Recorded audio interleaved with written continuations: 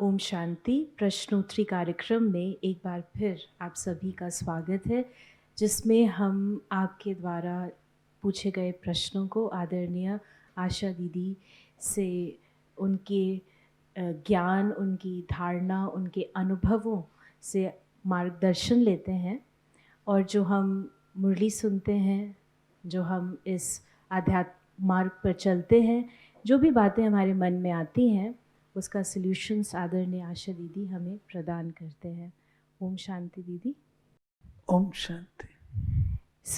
दीदी, सबसे पहले आपसे हम जो अभी कुछ समय पहले बाबा की अव्यक्त मुरली चली, जिसमें बाबा ने हमें बताया कि सफल करना अर्थात सफलता, ये जो बाबा ने हमें फॉर्मूला दिया, तो इसको अगर आप और स्पष्ट करें, क्योंकि जब हम सफल करना इज़ इक्वल टू सफलता, और ऐसे मोटे रूप से तो हम जानते हैं कि हमें अपना सब कुछ, अपने थॉट्स का ख़जाना, समय का ख़जाना सफल करना है, लेकिन फिर भी कहीं ना कहीं लीकेज होती है।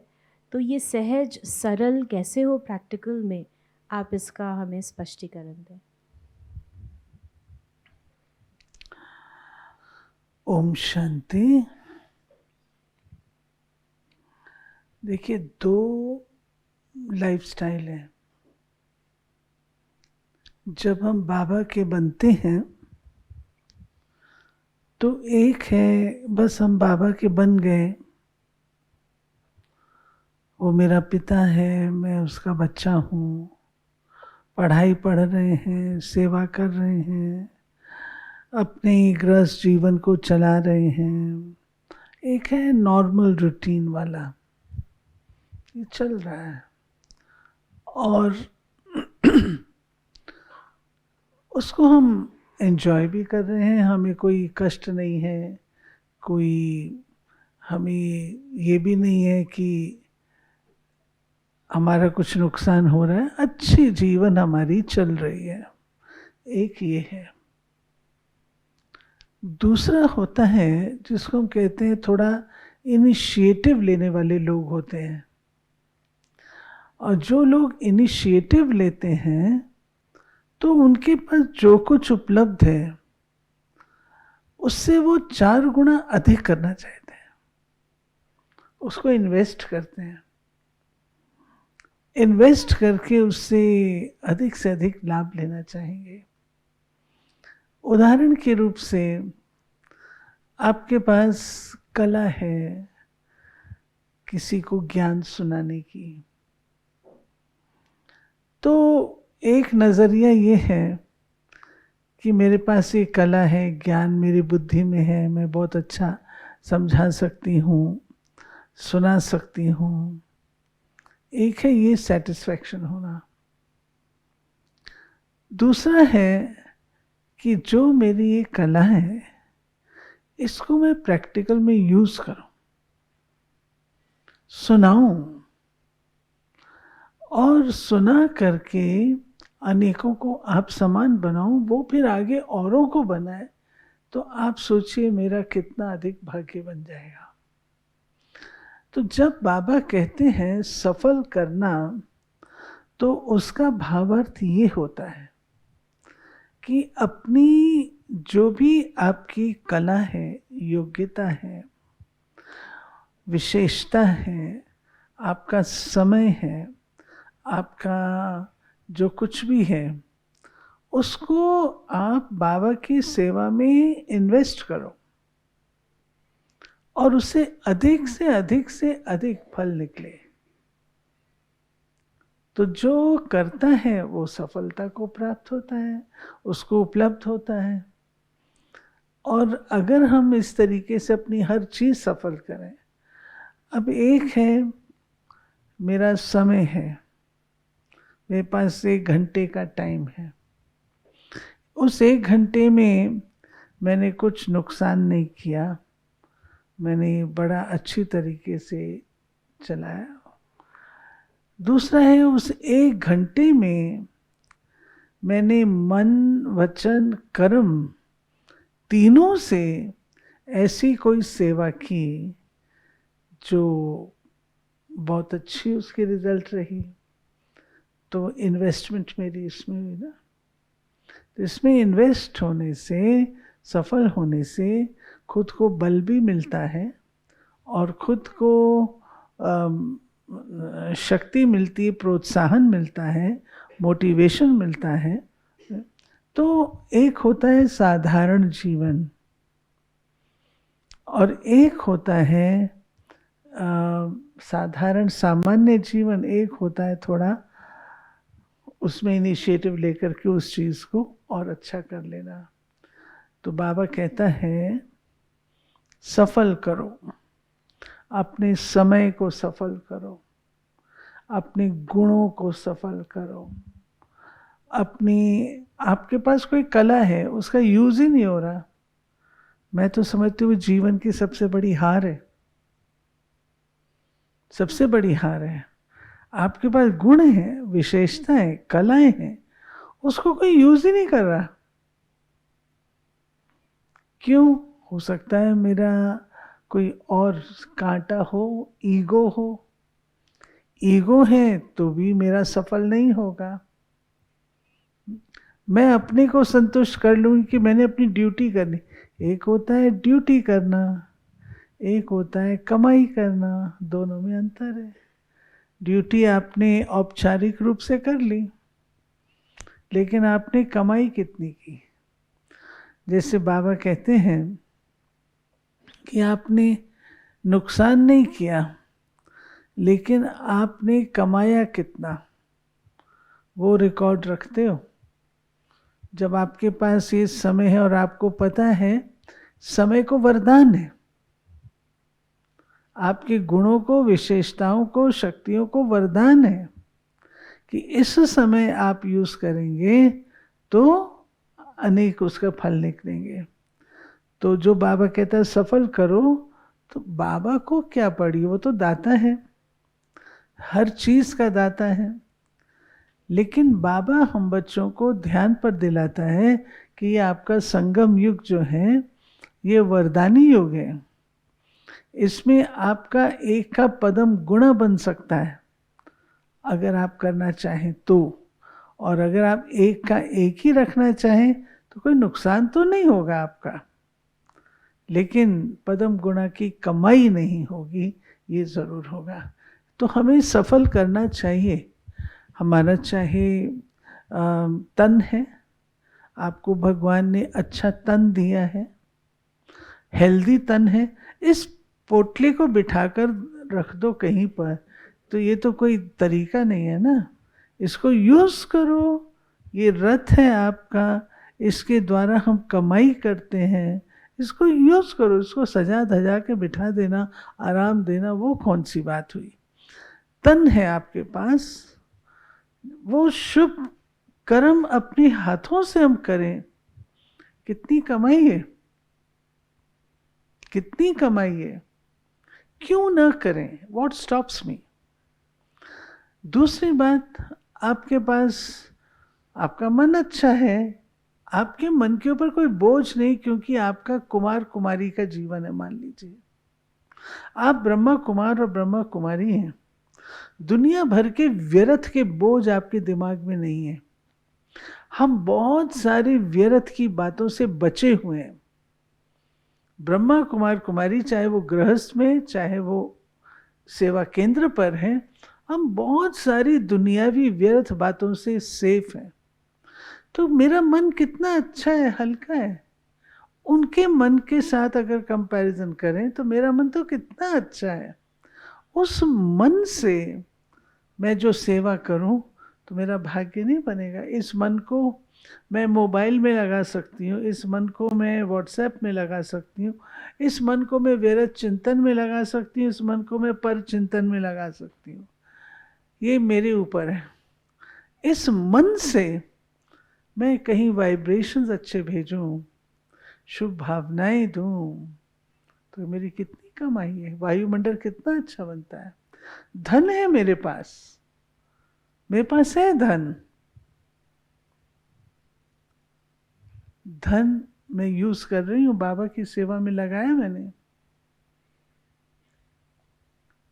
चलो मेरे पास धन नहीं है एक घड़ी के लिए मान लो, लेकिन मेरे पास वो अपॉर्चुनिटी है जिसमें मैं इकोनोमाइज करके कर सकती हूँ, तो धन की कमाई ना सफल करें।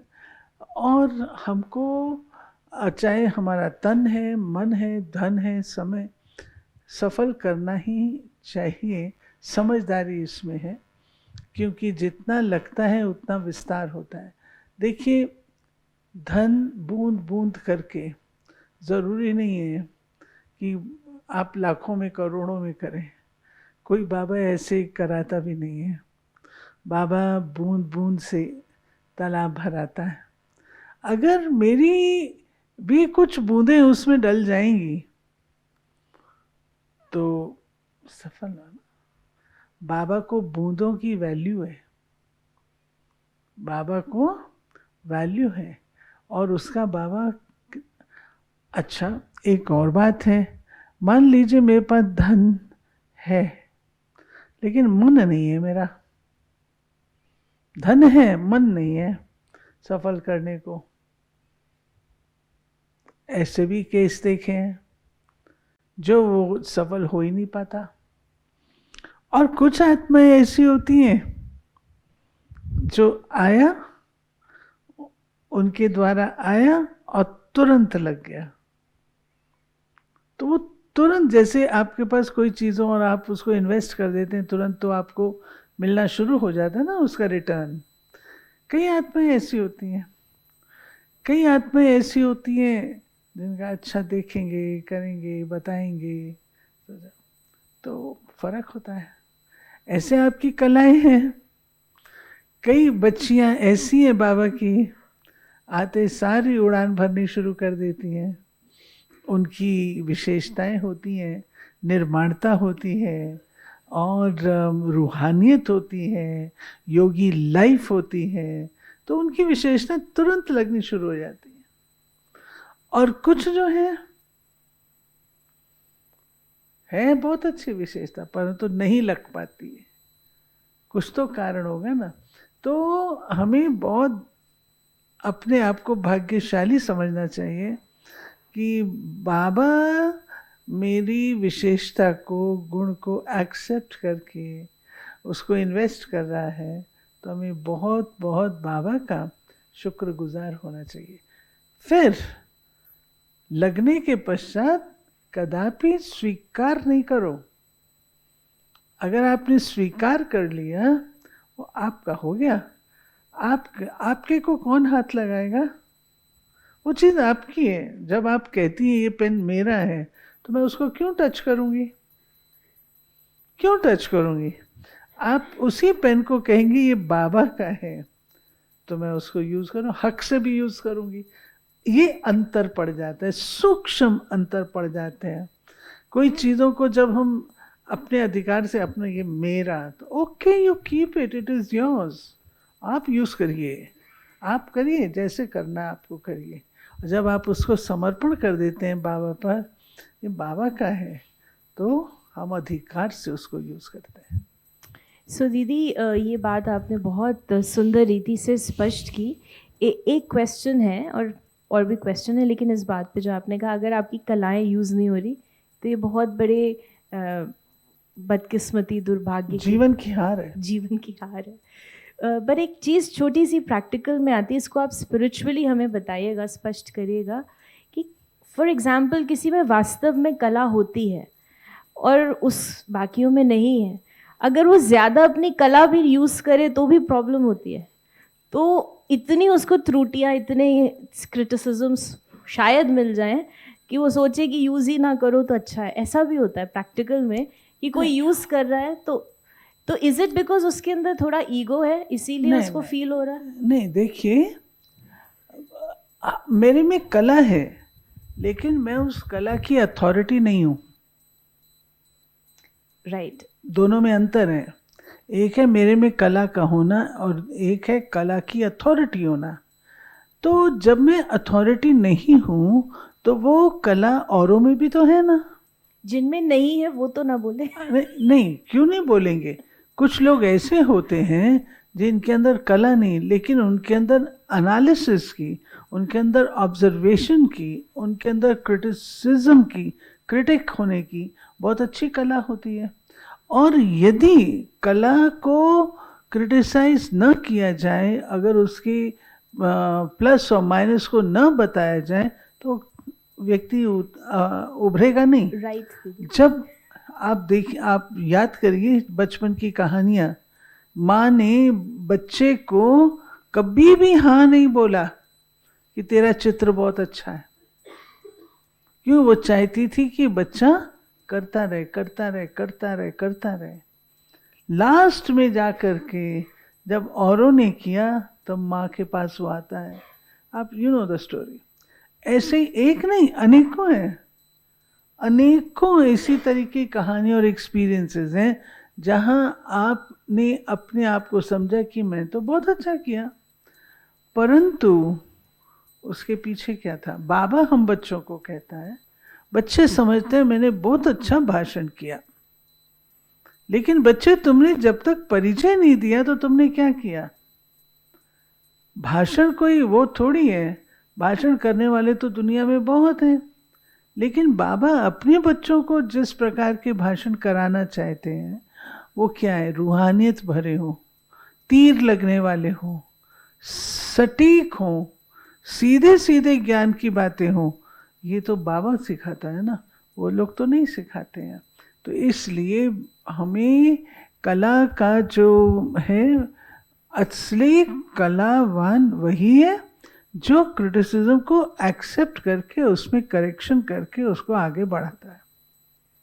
तो इसके लिए उसको स्पिरिचुअल, अगर हम स्पिरिचुअल एंगल से देखें तो बिल्कुल ही ईगोलेस होना है। ईगोलेस होना चाहिए, एक्सेप्टेंस चाहिए। कई बार हम अपने आप को ही समझते हैं कि मैं ही ठीक हूँ, दूसरा कुछ कहेगा वो ठीक नहीं है। मैं कोई वर्ल्ड की अथॉरिटी तो नहीं हूँ, मेरे में ऊपर नीचे कई चीज़ें 10 बातें हो सकती हैं। जो कोई जो बात कहते हैं उसको ऑब्जर्व करके एक्सेप्ट करो। गुणवान व्यक्ति और रियली जो पुरुषार्थी है वो ऐसा करता है, वो इशारों से सीख लेता है। जो सच में अपनी कला का करना चाहता है वो इशारों से सीख लेता है। अच्छा ये बात इसको कही है तो मैं भी कर लेती हूँ, मेरे को ठीक करना चाहिए, सीख लेगा। तो हमें बहुत ओपन रहना पड़ता है, बहुत ब्रॉड माइंडेड रहना पड़ता है, और बहुत समाने वाला रहना पड़ता है। कुछ लोग तो ऐसे भी होते हैं जब उनकी कला का थोड़ा क्रिटिसिज्म हो, कहे ठीक है आगे से मैंने कभी करना ही नहीं, हाथ नहीं लगाना, इसको कहते ईगो। मैंने अपनी कला को सदा काल के लिए बंद कर दिया, ये ईगो के कारण है। ठीक है दीदी, हम ये चेक करेंगे, आपने स्पष्ट हमें बताया। दूसरा एक और प्रश्न है, हम आगे भी आपसे पूछेंगे। एक और प्रश्न आया है कि फैशन और शौक में अंतर क्या है। ये प्रश्न जिन्होंने पूछा है वो भी बता सकते हैं। ऐसा है, फैशन जो है वो अन्य आत्माओं को संतुष्ट करने के लिए है, और जो शौक है वो खुद को संतुष्ट करने के लिए। मेरी हॉबी है, मान लीजिए मेरे को गार्डनिंग का शौक है, ये शौक है, और फैशन है कि मैं उस गार्डन में कुछ ऐसा विशेष करूं जो औरों को प्रिय लगे, तो वो है फैशन। दे अभिमान है, शौक दे अभिमान तो नहीं कहेंगे, परंतु फिर भी थोड़ा सा उसमें होता है कि मनुष्य अपने आप को संतुष्ट करने की कोशिश करता है। और जो दीदी अभी कुछ समय की जो मुरली थी अव्यक्त, जिसमें बाबा ने एक तरफ बोला दीवार और दूसरी तरफ बोला बादल ऑफ वेस्ट, जो वो हमारी दीवार ही, बादल ही दीवार, वो एक ही चीज है। बाबा का भावार्थ एक ही है, वो बादल ही दीवार जैसे। बाबा जैसे अभी आने वाले समय में भी हमें पता है कि हमारी अव्यक्त स्थिति के द्वारा, हमारे वाइब्रेशंस के द्वारा सेवा होगी। और जो बाबा एग्जाम्पल देते हैं कि हमारे जो चित्र हैं वो भी सेवा कर रहे हैं, सो मच ऑफ वाइब्रेशंस जो भक्तों के सामने आता है। लेकिन जब हम प्रैक्टिकल जीवन में कई बार ऐसा लोग पूछते हैं कि ऐसा फील नहीं कर रहे कि हम ऐसा ये हम ही है, अपनी एलिवेटेड स्टेज को हम एक्सेप्ट कैसे करें जब हम प्रैक्टिकल लाइफ में मंडेन या हम मिस्टेक्स करते हैं या साधारण हो जाते हैं, तो जो हमारा एलिवेटेड स्टेज है, जो एक्चुअल एलिवेटेड हमारी डेस्टिनेशन है, वो लगता ही नहीं कि वो हमारी है। तो how do we accept our elevated stage? नहीं, ये बात नहीं है। आप जब साधारण होते हैं आपको रियलाइज होता है ये तो मेरी स्टेज नहीं है। आप इमीडिएटली रियलाइज करते हैं। मान लीजिए आपने अपनी वॉइस रेज कर दी, वो आपकी एलिवेटेड स्टेज नहीं है। वॉइस रेज करने के बाद आपको इमीडिएटली स्ट्राइक करता है दिस इज नॉट मी, और आपको अपने ऊपर ग्लानि भी आती है कि मैं अपनी उस एलिवेटेड स्टेज से नीचे क्यों आई। तो जब आप टारगेट रखते हैं, एम रखते हैं, लक्ष्य रखते हैं अपनी एलिवेटेड स्टेज का, तो आपको वो चीज़ जो है ग्लानिपूर्ण लगती है। और ये रियलाइजेशन होना चाहिए। अगर रियलाइजेशन होता है तो आप उस स्थिति को मेंटेन करेंगे, सस्टेन करेंगे। और अगर रियलाइजेशन नहीं होता है तो फिर तो कोई कहना ही क्या। मूल बात बाबा की एक मुरली चली थी, पता नहीं कौन से सन की बाबा ने रियलाइजेशन कोर्स, पता नहीं 17 पेज की मुरली थी वो, कितने पेजेस की मेरे को पूरा याद नहीं है, बहुत लंबी मुरली थी वो, जो केवल रियलाइजेशन पर चली थी कि रियलाइजेशन होनी चाहिए। रियलाइज नहीं करते ना, ये मेरी मिस्टेक है, ये मेरी कमी है, ये मेरी बात है, उसको रियलाइज नहीं करते हैं। वो रियलाइजेशन न करने के कारण कई बातों से वंचित हो जाते हैं। वो जो वंचित होना है वो एक प्रकार की सजा है जो व्यक्ति समझ नहीं पाता। आप देखिए, सबको मिल रहा हो कुछ और मुझे ना मिले, मैं वंचित रह जाऊं उससे, तो कुछ तो बात गड़बड़ है ना। तो हमको ये रियलाइजेशन होना चाहिए। रियलाइजेशन एक बहुत बड़ी चीज है जिससे व्यक्ति का पुरुषार्थ अच्छा होता है। सो दीदी, बिफोर वी क्लोज, आप, हमारा ये भाग्य है कि आप मम्मा और बाबा दोनों की आपको पालना मिली, और हम यही समझते हैं कि उनकी पालना आपके द्वारा हमको भी मिल रही है। तो आप हमें बाबा के कोई भी एक ऐसा इंसिडेंट या जो बाबा का पुरुषार्थ रहा, रियलाइजेशन रहा अपनी एलिवेटेड स्टेज में पहुंचने का, if you can share with अस।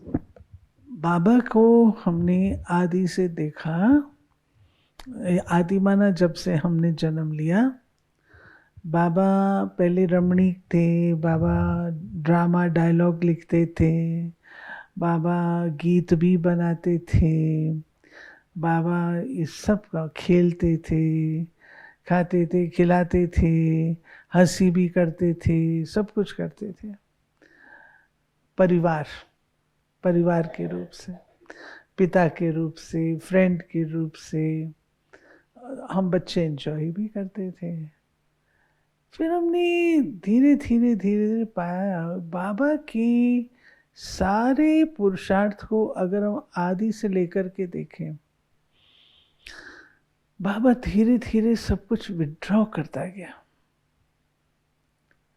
जैसे शुरू में जब बाबा को शिव बाबा का परिचय मिला तो बाबा ने लौकिक को तुरंत अलौकिक में बदला, विड्रॉ किया लौकिकपन से, और इतना उस पर पुरुषार्थ किया जो बाबा के लौकिक लोगों को बाबा लौकिक नजर नहीं आता था। श्री कृष्ण दिखाई देता था, कुछ और दिखाई देता था, जो बाबा का लौकिक भासना, ये मेरा बेटा है, ये मेरी बेटी है, वो भासना बिल्कुल खत्म हो गई थी। ये आदि से बाबा के पुरुषार्थ में है।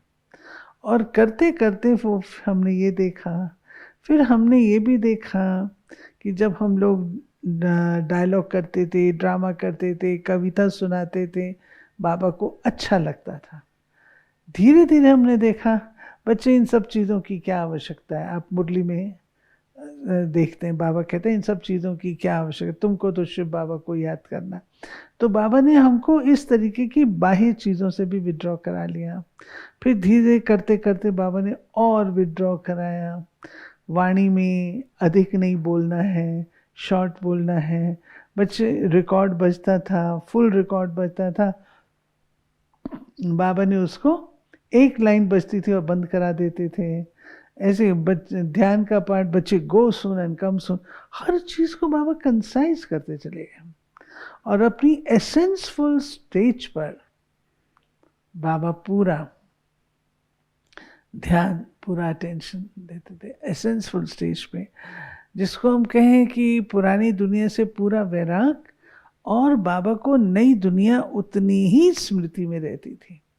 तो दोनों चीज़ों का बाबा ने बैलेंस नहीं कहूँगी, नई दुनिया की अधिक स्मृति। तो इसमें मौन, फरिश्ता, साइलेंस, ये सब चीज़ें बाबा की अधिक बढ़ती चली गई। तो मैं यही कहूँगी कि स्थूल से सूक्ष्म, सूक्ष्म से मूल स्थिति में बाबा ने अपने आप को रखा। सो थैंक यू दीदी। हम यही इशारा लेते हैं अपने पुरुषार्थ के लिए भी, हम भी स्थूल से सूक्ष्म और सूक्ष्म से मूल की ओर जाएं, और जैसे इसेंसफुल और जो हमारी वास्तविक स्टेज है उसके उस बाह्य चीज़ों से विड्रॉ करें और इस यथार्थ स्वरूप में टिकें। थैंक यू सो मच दीदी। और अगर आपके मन में कोई भी सवाल आता है तो आप उसे हमें मैसेज कर सकते हैं या व्हाट्सएप कर सकते हैं 8826599309 पर। ओम शांति।